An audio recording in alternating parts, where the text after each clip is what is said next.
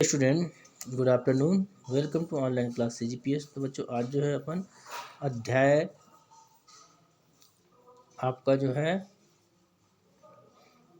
सातवें भाग में छठवें भाग में है ना, आज पढ़ेंगे। उसमें जो है आज का सातवां भाग बच्चों आज ध्यान देंगे। इसमें स्वच्छ तथा अच्छे प्रशिक्षण कार्यक्रम के लिए आवश्यक तत्व। चलिए स्टार्ट करते हैं बच्चों। यहाँ पर एक अच्छे एवं स्वस्थ प्रशिक्षण कार्यक्रम में निम्न बातों का होना आवश्यक होता है बच्चों। पहला, प्रशिक्षण कार्यक्रम संस्था के उद्देश्य और लक्ष्य के अनुरूप होना चाहिए। जो भी कार्य कर रहे संस्था के उद्देश्य और लक्ष्य के अनुसार होना चाहिए। दूसरा, प्रशिक्षण हेतु चयन बिना किसी भेदभाव की आवश्यकता होना चाहिए, तब जो है भेदभाव नहीं होना चाहिए यहाँ पर।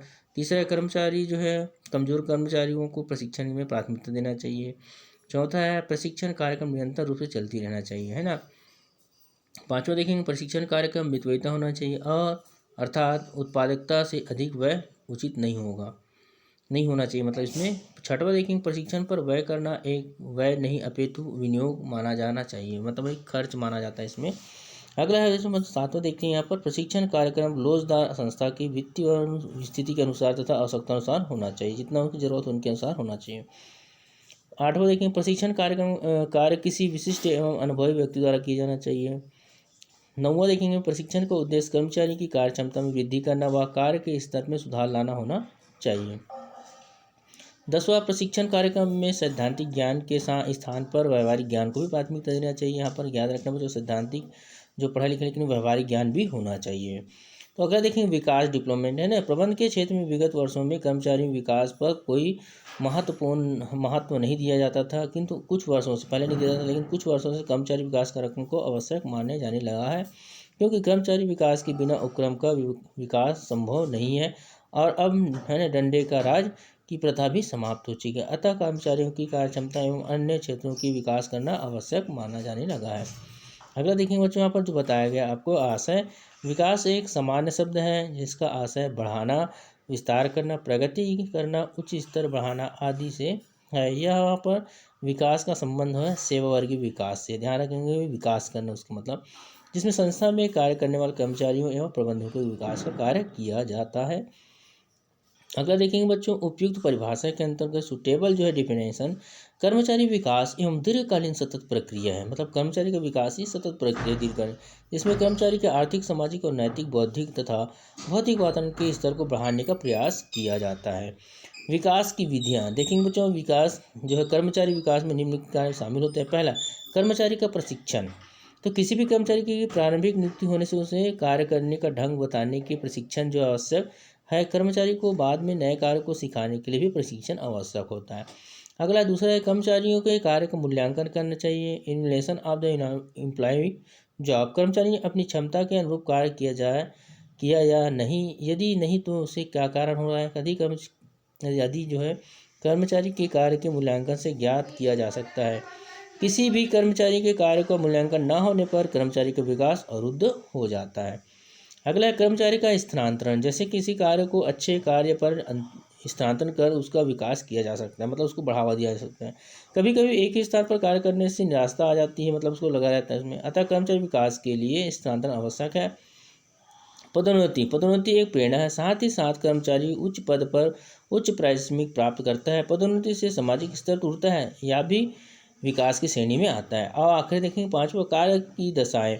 मतलब अच्छे कार्य के लिए अच्छा वातावरण होना आवश्यक है। अच्छे वातावरण से जहाँ एक और कार्य उच्च स्तर का होता है, वहीं दूसरी ओर कर्मचारी की शारीरिक, मानसिक व नैतिक विकास भी साथ साथ होता है।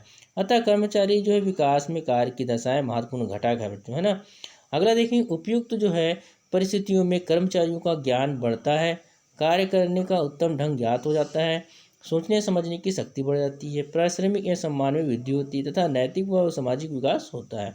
इस प्रकार कर्मचारी का सर्वांगीण विकास संभव है। यह विकास प्रबंधन की सफलता, उपक्रम की सफलता व सामाजिक विकास के लिए आवश्यक होता है। आइए बच्चों अगला देखते हैं, कर्मचारी के विकास के उद्देश्य के अंतर्गत प्रबंधकीय विकास में कर्मचारी विकास एक महत्वपूर्ण कार्य है। किसी भी उपक्रम में कर्मचारी जो है विकास के समानता निम्नलिखित उद्देश्य होना चाहिए। पहला, योग्य श्रम शक्ति की लगातार पूर्ति, continued supply of the competent labour force. मतलब किसी भी प्रबंध में कर्मचारी विकास एक लगातार प्रक्रिया है। योग्य कर्मचारी प्रबंधकों की लगातार पूर्ति के लिए कर्मचारी का विकास आवश्यक होता है, क्योंकि उनके हित में योजना न होने पर कार्य छोड़ने की प्रवृत्ति बढ़ जाती है है ना, विकास नहीं होता। तो दूसरा है विकास एवं लाभ प्राप्ति के लिए फॉर गेटिंग, है ना, डेवलपमेंट एंड प्रॉफिट। किसी भी उपक्रम की स्थापना लाभ प्राप्ति के लिए ही किया जाता है तथा लाभ प्राप्ति पर ही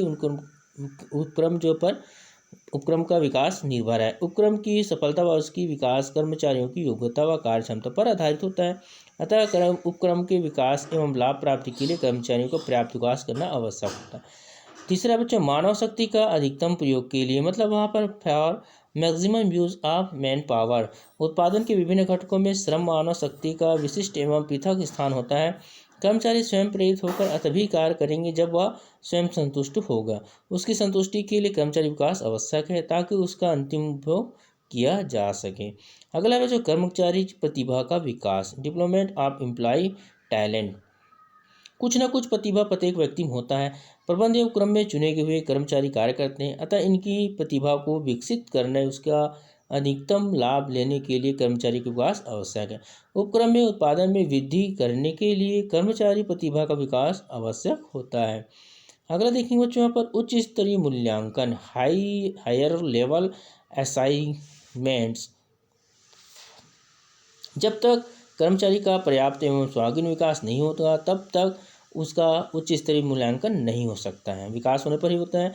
कर्मचारी कार्य को परखने के लिए उसका मूल्यांकन आवश्यक होता है, अतः उसके मूल्यांकन के लिए भी कर्मचारी का विकास आवश्यक होता है। परखेंगे कब? जब उसका मूल्यांकन करेंगे। छठवां, तकनीकी ज्ञान को विकसित करने के लिए। उच्च स्तरीय प्रवीण तकनीकी ज्ञान से प्रबंधकीय कार्य काफ़ी आसान हो जाता है। कर्मचारी के तकनीकी ज्ञान को बढ़ाने के लिए उसका विकास करना आवश्यक होता है। ये तकनीक विकास के लिए। अगला है प्रतिभा को आकर्षित करना, टू अट्रैक्ट टैलेंट। उपक्रम में यदि कर्मचारी विकास योजना लागू नहीं होगी तो प्रतिभाशाली कर्मचारी उपक्रम छोड़कर अन्य स्थान पर कार्य खोज लेगा। उसी प्रकार अच्छी सुविधा व विकास योजनाएं लागू करने पर बाहरी प्रतिभा के उपक्रम में आकर्षित किया जा सकता है। इस प्रकार प्रतिभा का पलायन रोकने व बाहरी प्रतिभा को आकर्षित करने के लिए कर्मचारी विकास आवश्यक है। अगला देखेंगे जो उपक्रम में जो है स्थिरता रखाने के लिए, to keeping stability in undertaking. किसी भी उपक्रम में कर्मचारियों का आना जाना विकास के लिए बाधक होता है, अतः उपक्रम के विकास हेतु कर्मचारियों की स्थिरता आवश्यक है, मतलब स्थिरता बनाए रहना चाहिए। स्थिरता तभी संभव हो सकती है जब कर्मचारी के विकास का पूरा ध्यान उपक्रम में द्वारा रखा जाए। अगला 9वां है उच्च पदों पर योग्य कर्मचारी की नियुक्ति। तो यहाँ पर जो है अपॉइंटमेंट ऑफ एबल जो है एम्प्लॉय ऑफ हायर पोस्ट। उच्च पदों पर कर्मचारियों की नियुक्ति को पदोन्नति भी कहते हैं, आपको मालूम है सभी को। गोपनीयता व विश्वसनीयता के दृष्टिकोण से आंतरिक पदोन्नति श्रेष्ठ मानी जाती है। पदोन्नति के लिए कर्मचारी का विकास आवश्यक है, अतः उच्च पद पर पदोन्नति के लिए भी कर्मचारी का विकास आवश्यक है। अगला देखेंगे बच्चों, प्रशिक्षण व विकास में अंतर। ठीक है बच्चों, ध्यान रखेंगे इसमें प्रशिक्षण और विकास में अंतर, जो बहुत बार पूछा गया है क्वेश्चन बच्चों। पहला आशय में देखिए, प्रशिक्षण एक ऐसा प्रक्रिया है, उसका अंतर बता रहे हैं बच्चों। प्रशिक्षण एक ऐसी क्रिया है जिसमें कर्मचारी को विशिष्ट कार्य करने के लिए उसके ज्ञान कौशल व्यवहार में सकारात्मक परिवर्तन किया जाता है।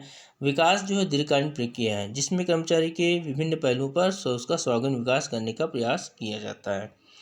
उद्देश्य, किसी भी विशिष्ट कार्य को श्रेष्ठ ढंग से संपन्न करने के लिए प्रशिक्षण दिया जाता है, लेकिन इसमें देखो कर्मचारी के स्तर को उठावा, उनके स्वागत कार्यक्रम को बढ़ाने का विकास का उद्देश्य कहा जाता है।